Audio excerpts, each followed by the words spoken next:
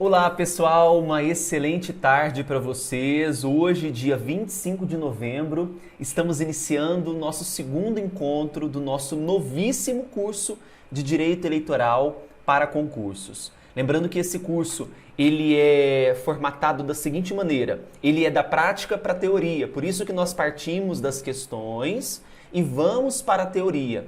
Assim, eu tenho certeza que é muito difícil de você errar questões de direito eleitoral nas futuras provas que vocês forem fazer.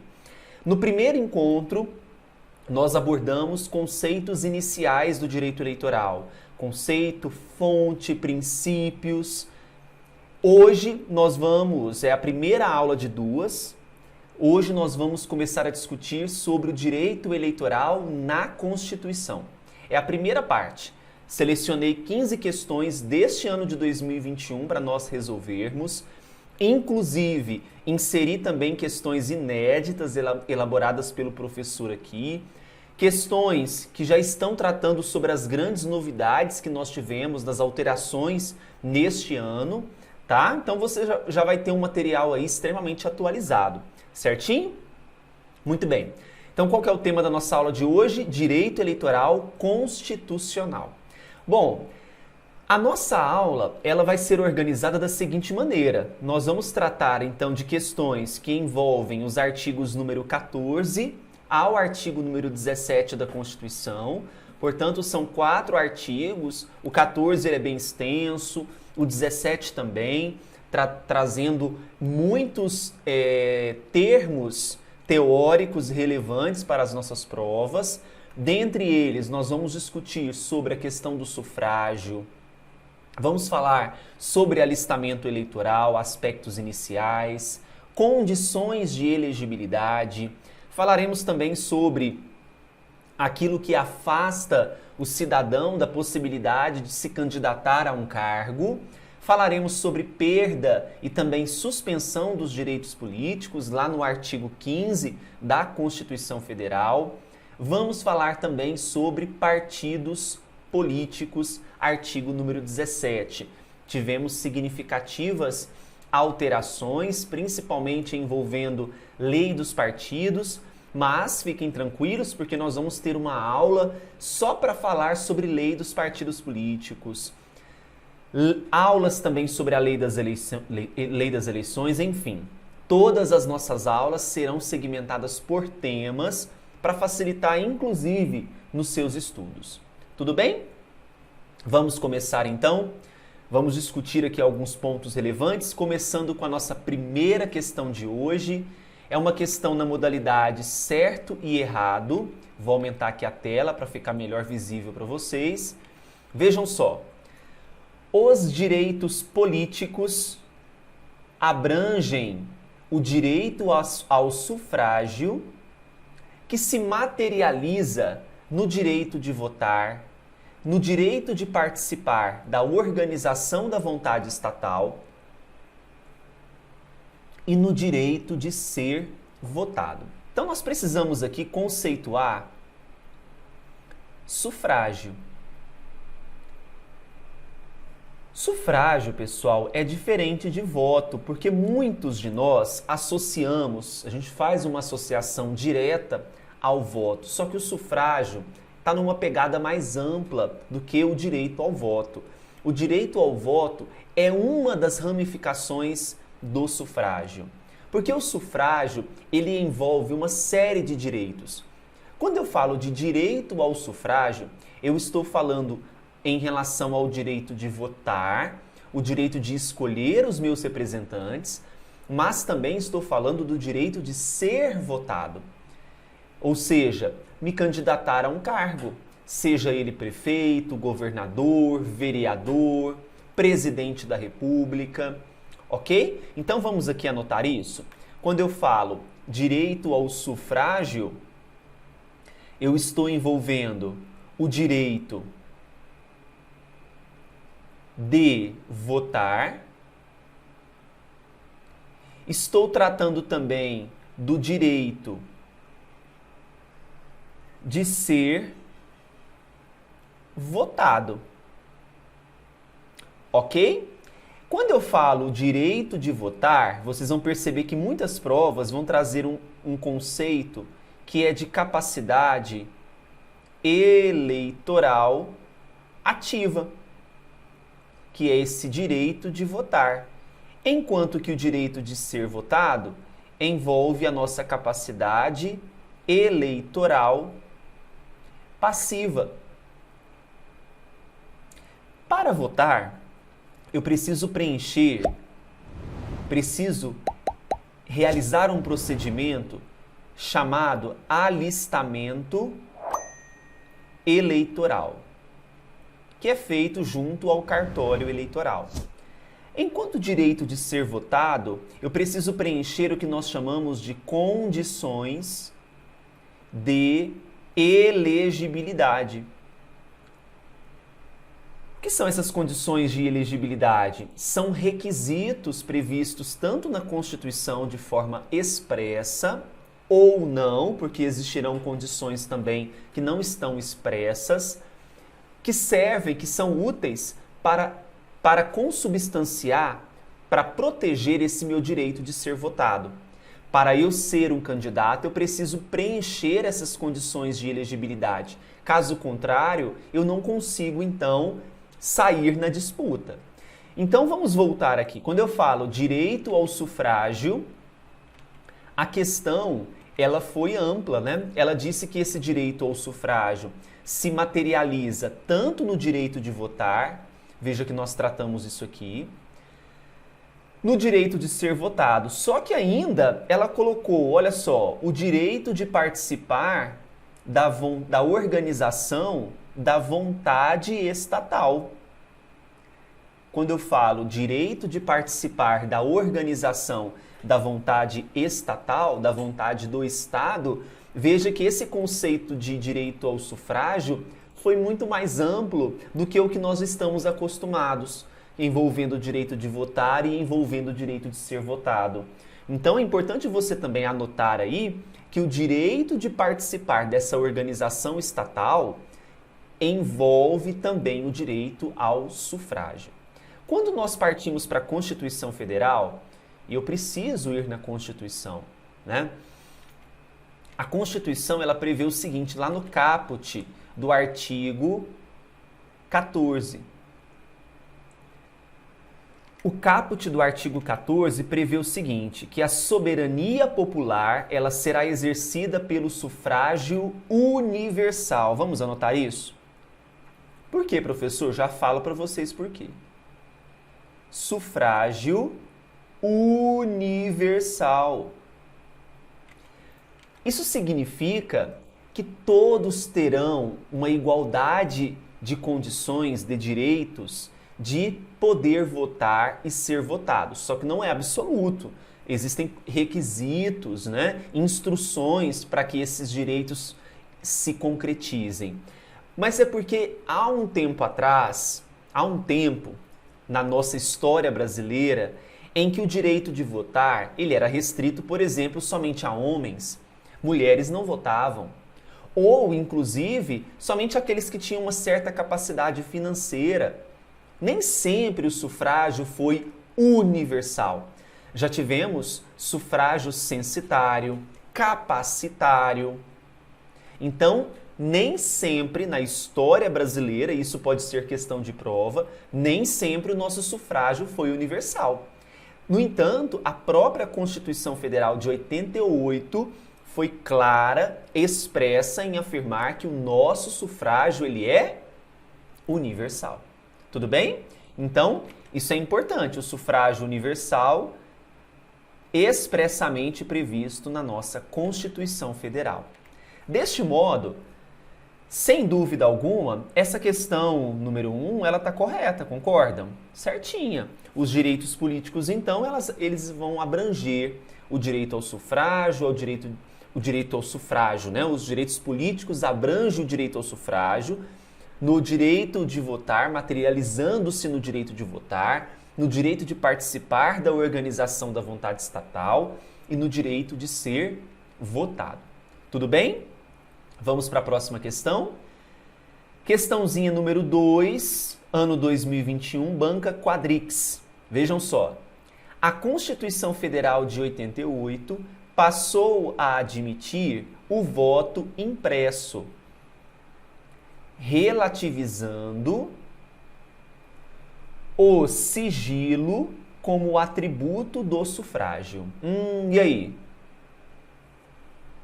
É possível o voto impresso? A Constituição Federal autoriza esse voto impresso? O voto apresenta algumas características. Vamos anotar essas características? Então, primeiramente, a gente tem que lembrar que o voto, a Constituição é expressa, né? Então, nós temos aqui algumas características do voto. O voto, ele é direto, certo? Além do voto ser direto, esse voto ele é secreto. Esse voto, além de ser direto e secreto, ele é periódico. Estas aqui são as 3 características base do voto. Ele é direto, eu voto diretamente naquele candidato que eu gostaria que ocupasse aquela cadeira pública.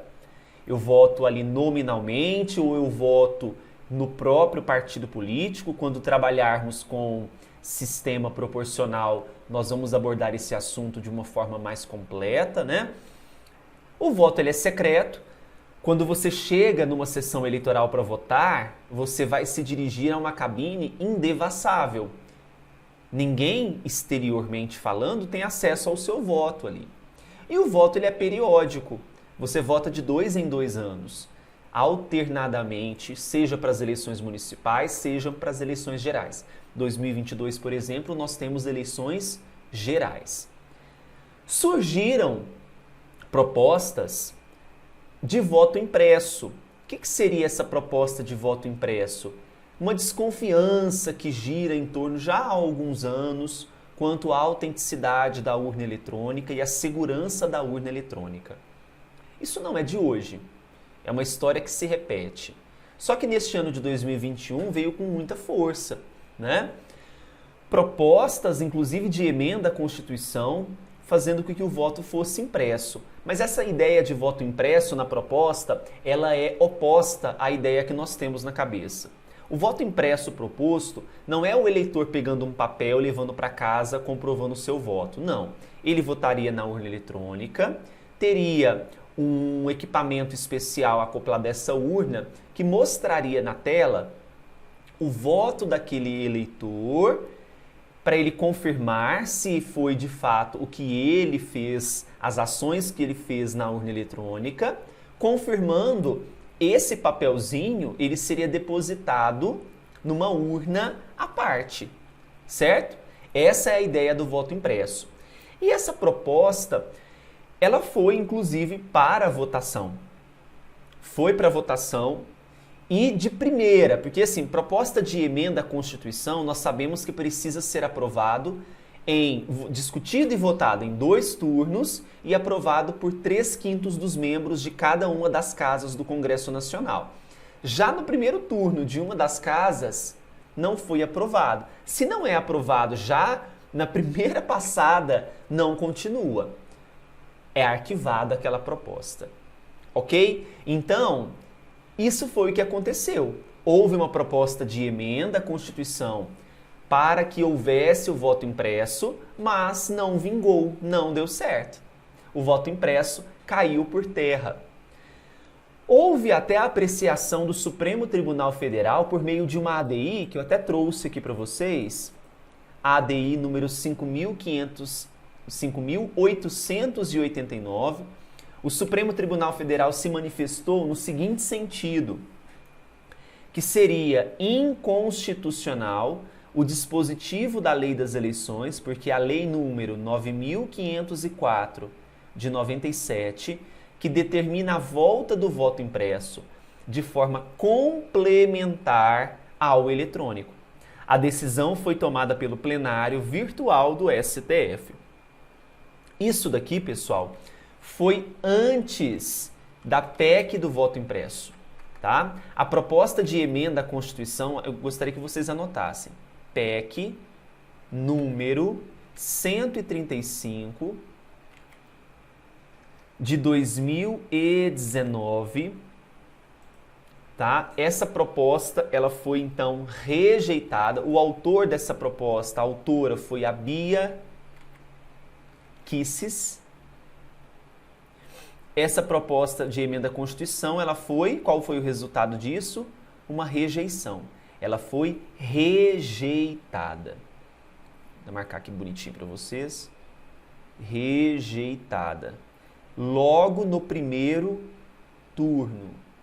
Só para alinhar aqui um ponto com vocês, é o seguinte: vocês terão acesso tanto ao slide sem os comentários, sem as anotações e o material com as anotações, tá bom? Com as marcações. Então vocês vão ter acesso aos dois materiais, tanto o que eu escrevo com essas anotações, quanto o sem as anotações, as marcações, tá bom?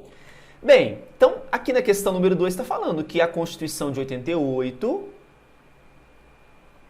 passou a admitir o voto impresso, relativizando o sigilo como atributo do sufrágio. Certo ou errado? Errado. Questão incorreta. Não passou a admitir o voto impresso. Inclusive, através da proposta de emenda à Constituição, foi rejeitada. Tá bom? Podemos avançar para a próxima questão, número 3, ano 2021, Banca Fundatec. Agora temos um novo assunto aqui interessante para nós. Vejam, conforme disposto na Constituição Federal, o alistamento eleitoral e o voto são facultativos para... Então vamos só recapitular aqui, quando eu falo de alistamento eleitoral, eu tenho o alistamento que vai ser facultativo e eu tenho o alistamento obrigatório. O alistamento facultativo é aquele em que o indivíduo ele pode ou não se alistar. Só lembrando, o que é o procedimento de alistamento eleitoral para quem está começando? É um momento da nossa vida em que eu me dirijo a um cartório eleitoral e eu quero que seja emitido um título de eleitor. Quando que esse momento acontece? Então é facultativo para aqueles que têm mais, aqueles que completam 16 anos, né, maior ou igual, viu gente? Os que têm menos de 18 anos, os analfabetos. O alistamento eleitoral aqui, ele é facultativo. Obrigatório é para os maiores ou igual a 18 anos. Ah, ficou faltando aqui, pessoal, além desses que eu citei, os maiores de 70 anos também é facultativo, tá? Então, maior ou igual a 18 anos é obrigatório o alistamento eleitoral. Nós vamos ter situações, mas antes disso eu quero fazer um comentário aqui acerca do analfabeto. Vou fazer um asterisco aqui. Gente, o analfabeto, anotem aí, ele é alistável, ele pode se alistar eleitoralmente. No entanto, ele pode se candidatar a cargos? Não. Não é possível o alistamento eleitoral, não é possível que se candidate a analfabeto. O analfabeto pode se alistar, pode votar, mas ele não pode ser votado. Quero anotar isso. Preciso anotar isso. Então vamos lá.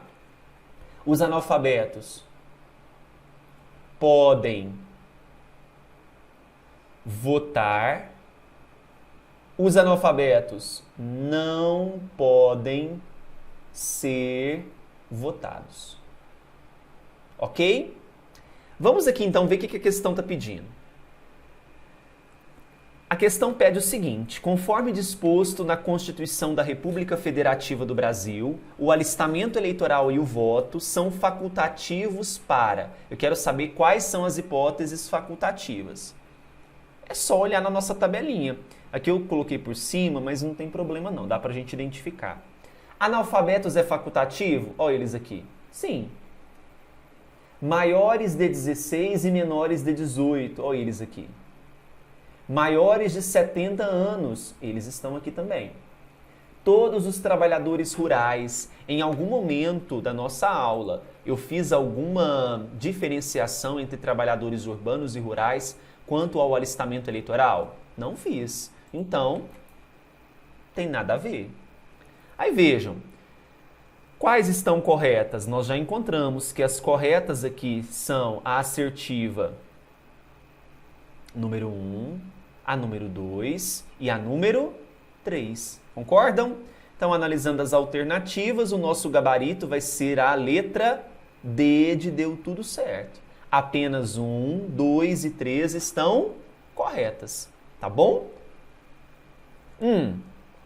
Outro ponto importante é o seguinte, nós vamos ter situações em que o alistamento ele é vedado. Mas daqui a pouco eu falo quando a gente chegar em questão que tem esse assunto. Pode ser? Sobre esse tema, se vocês quiserem anotar quem pode, né, se alistar ou não, o artigo de referência é o artigo 14 e o parágrafo é o parágrafo 1º da nossa Constituição Federal de 88. Tudo bem? Podemos avançar? Questão número 4, olha só essa questão aqui, hein? A gente já consegue resolver com os assuntos que nós já discutimos.